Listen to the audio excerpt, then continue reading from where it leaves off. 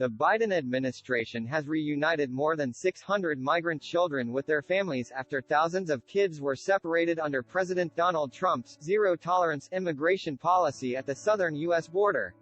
The Department of Homeland Security said Thursday that nearly 1,000 children still need to be reunited with their relatives, the second anniversary of the task force created to help with the reunifications.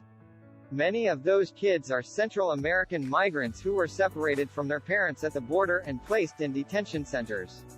The effort was part of the Trump administration's hardline approach to immigration, meant to deter millions of migrants from seeking asylum in the U.S. during his tenure in the White House.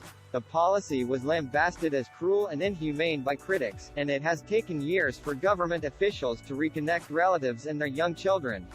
"We understand that our critical work is not finished," DHS Secretary Alejandro Mayorkas said in a statement.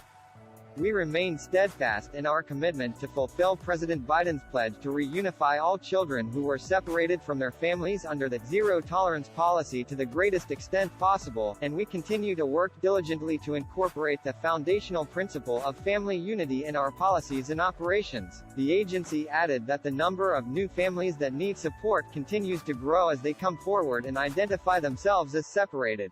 President Joe Biden launched a task force shortly after he took office in 2021 to reunite families, but the effort has been difficult. Officials said the Trump administration's information about separated families was patchwork at best, and pieced together from segmented documentation. About 4,000 children were identified who were separated from their families, and just under 3,000 of those have been reunited, many of whom were reunited before Biden took office.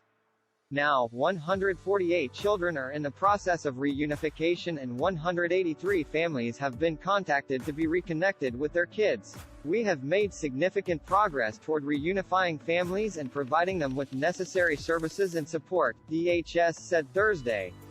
"This critical work will continue until all separated families that can be found have been provided the opportunity to reunify."